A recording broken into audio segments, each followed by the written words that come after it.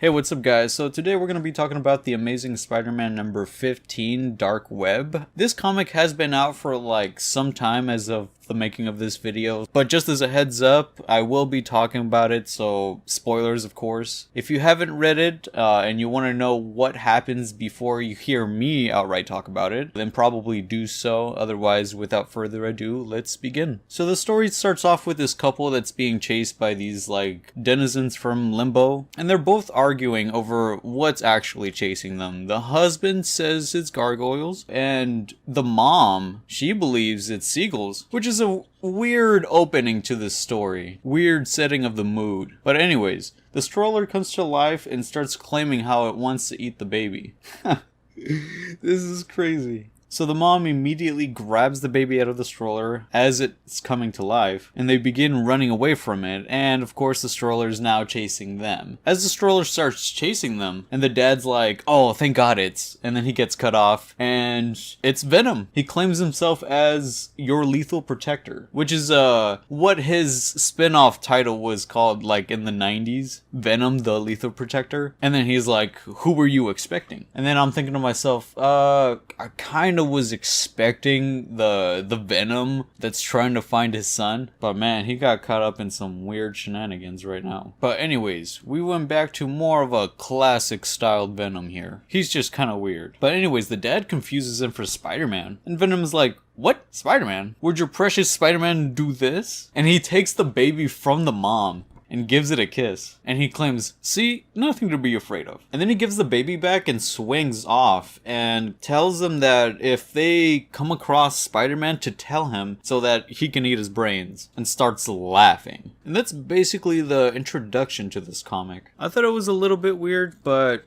hey, we're going back to classic Venom, so let's see what they end up doing with him. And then we move over to Spider-Man, who's just swinging through the city. He's basically summarizing the events that just recently occurred. Talks about how he just left the X-Men after fighting with them in Rockefeller, but he just ended up leaving them. And he starts talking about what he's doing, and he's on his way to go see Norman Osborn, who did send a distress signal to him. And then he starts explaining what he's doing, and he's basically on his way to go see Norman Osborn because he sent him a distress signal. So he's on his way to go see what's up. And he starts talking about how he doesn't have time to see about this chaos that's happening underneath him, like the screaming Christmas trees or the books that are flying around. So he manages to make it to the Osborn building. And by this point, he's already too late. He sees Osborn on the ground with a gold goblin suit on. He's already beat to hell, and Ben's just standing over him, looking at him. And then he's like, hey Peter, your boss slipped and fell. Okay.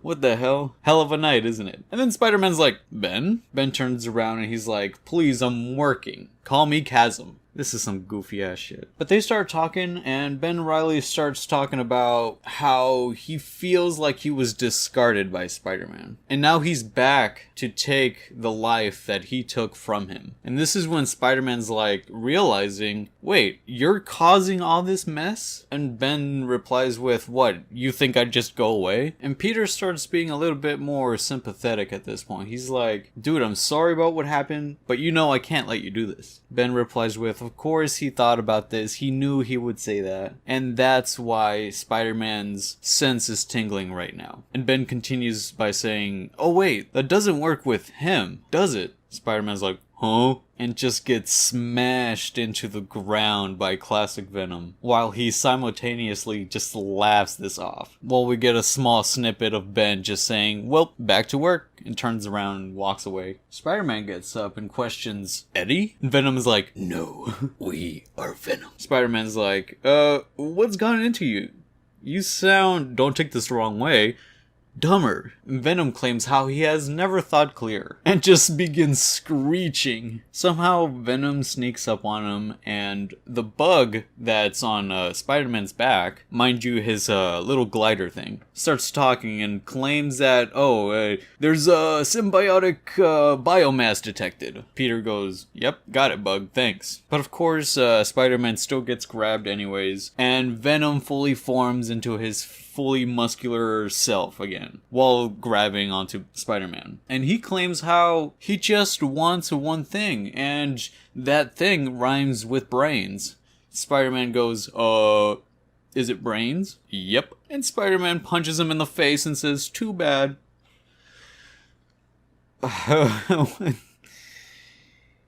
What is this fight, bro? What?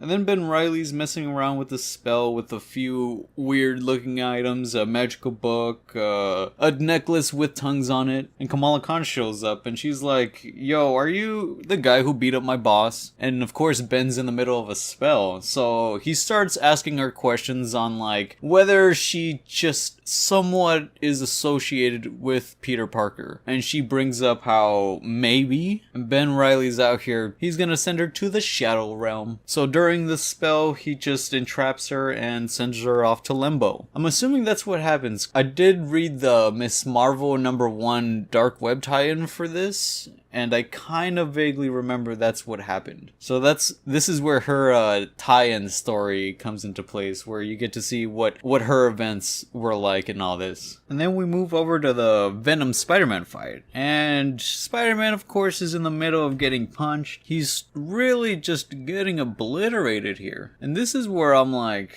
oh man, Venom is just completely annihilating Spider-Man. So, in the middle of this, he's like, this is easier than we thought. Maybe your brain is so small we'll eat it in one bite. And so Spider-Man gets defensive, and he starts claiming how his brain is a 4-course meal. But he's thinking to himself how it's a weird thing to get defensive about. And he starts talking about how his spidey sense isn't his only trick in the book, and that he also knows how to run. And this is where he pulls Joseph Joestar and just hauls ass out of there. And this part just sounded kind of weird to me. I'm like, this seems so out of character for Spider-Man. This doesn't seem like Spider-Man to me. But I just thought it was kind of funny how Spider-Man just claimed how Venom seemed dumber, right? But during this fight, he gets annihilated by Venom, and he also gets played to his emotions by claiming that his brain is tiny. So this dude Venom, he's just obliterating Spider-Man physically and emotionally to the point where he has to have him run away. What? It's so out of character for Spider-Man, of course. I don't know if that was intentional or if it was just used as a joke, but hell, it just made Spider-Man look like a coward. And then we cut over to the offices of J. Jonah Jameson, and he's claiming how it's hell out there and no one's gonna leave because Christmas is canceled. There's a ton of news out there. We're gonna get to work. He's that kind of boss right now. And he walks into his office only to see Ben Reilly's just hanging out there menacingly like. Who knows what he did there? It doesn't get brought up in this comic. And then we move over to the Spider-Man Venom fight where he swings over to this newsstand that comes to life and he steals this manga book and a lighter. What is this supposed to insinuate here? If anything at all. But Spider-Man then goes over to the Christmas trees from earlier that he swung by that were screeching. And Venom catches up to him, of course, and starts giving him some banter to try to get him worked up again. So at this point, Spider-Man he seems a little bit more level-headed. And he claims how he has other plans than just debate about the flavors of his brain with Venom. So he takes the manga book and the lighter and he sets it on fire. And Venom starts giving him some more banter like, oh, you think this tiny flame is really gonna scare us? And this is where Spider-Man's 1 billion IQ kicks in. And he's like, I'm not interested in scaring you, but I'm gonna burn these Christmas trees to the ground. And the trees in the background are like,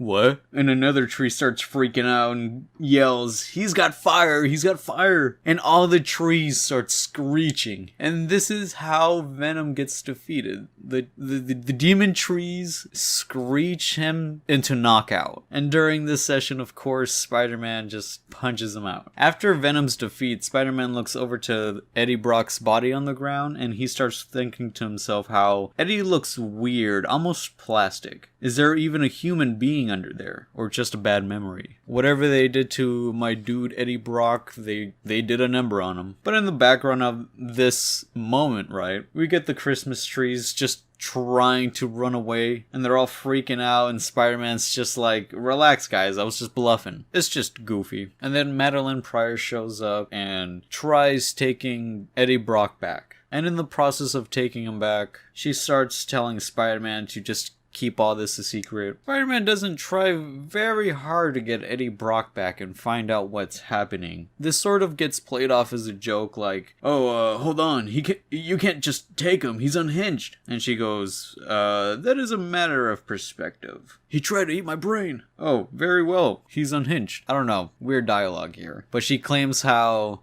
he has more important matters to deal with, and this is when Ben Reilly shows up. And this is the final page. He's like, hello, Peter. Where were we? And this is the cliffhanger. This is how the story ends.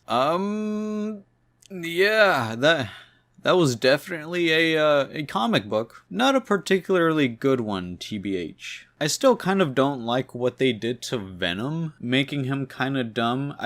Literally the only part that I liked about this comic was when Venom was just completely annihilating Spider-Man while also, working on his emotions and his self-consciousness by saying how his brain is, just tiny. But that was just about it. It had a weird opening with the couple just getting chased by what they believed was seagulls, gargoyles. I mean, yeah, it's kind of goofy. Of course, it's a way to introduce Venom, but man, yeah, he does get introduced very weirdly. Like, I've been following the Venom comic. For sure. He has like this established mindset. And of course, a way they got away with just making him this weird Venom was just by claiming that they did some magic shenanigans to just make him a mindless attacking Venom, I guess. But he still saw himself as the lethal protector, which was only portrayed in the beginning of the comic, of course, when he saved the baby and the couple. Everyone definitely seems pretty out of character, or just not in any rush based on what's happening, So like, for example, when Spider-Man does end up meeting with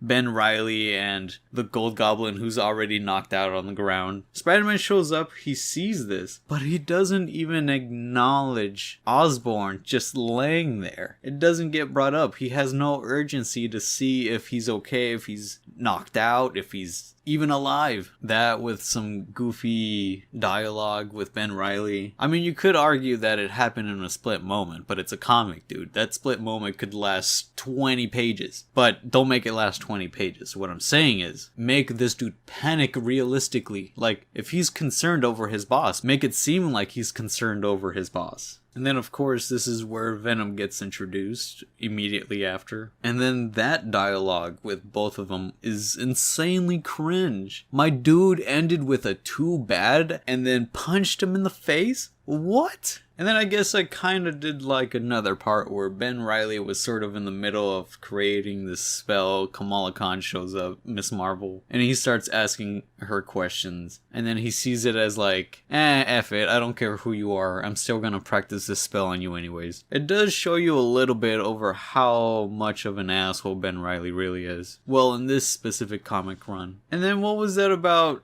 Spider-Man grabbing a manga and a lighter? Like, that part was kind of funny still, but I'm like, what kind of statement are we making here? Nah, but that was about it. Overall, there wasn't really anything too enticing about this comic. It was very below average, I want to say. None of the characters really felt like they reacted appropriately. It just seemed like a obvious, of course, setup to sell off more tie-ins. But we'll see what they end up doing on Venom's side of the story. See what his perspective in all this was like. Maybe it'll make this comic better by reading that, but this specific one alone, yeah, it feels kind of ass, not gonna lie. Well, anyways, I appreciate you guys sitting here and listening to me talk about this comic. If you enjoyed it, just make sure to like, subscribe, and I'll see you guys next time. Peace.